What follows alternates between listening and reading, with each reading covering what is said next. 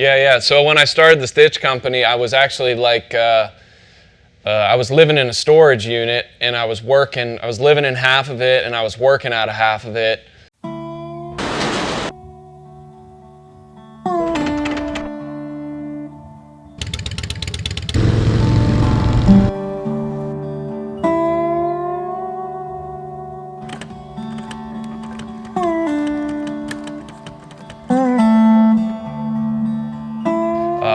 When I started the stitch company, basically I didn't have much. I had enough money to buy one commercial sewing machine. I bought that commercial sewing machine, and I got upfront rent for the first month of the shop, and I just started hustling. But yeah, I was living on one side, working out of the other.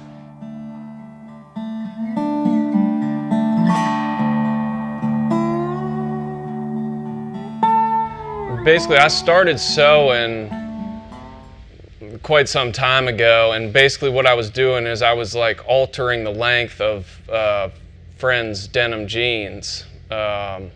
This was like probably early 2000s. I have always been into cars and motorcycles as far back as I can remember. I mean, that whole scene, that kind of like hot rod, punk rock, surf culture, I just dig it. I dig old stuff, you know what I mean? I love old cars, I love old bikes.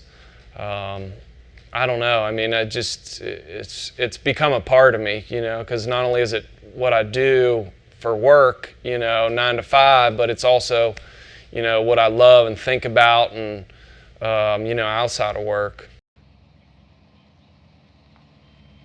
Basically everything I do is by hand.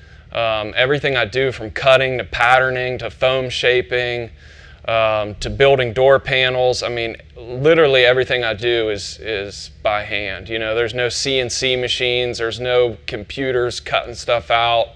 And this stuff, I mean, it's, all this stuff, it takes a ton of time and a ton of focus.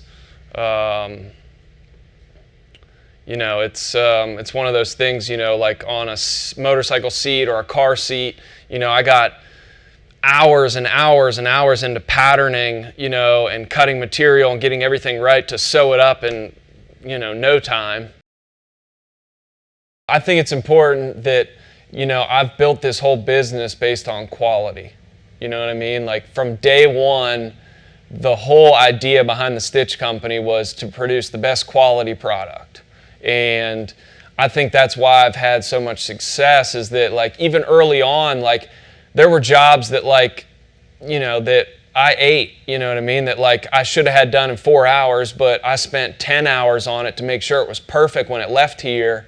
And that customer, in return told his buddy, who told his buddy, and that's kind of how my clientele's been built is, there's been no advertising, no marketing. I hit the streets early on, just handing out cards and talking to people, but the whole business has been built upon quality work. When stuff leaves here, I know that it's not coming back,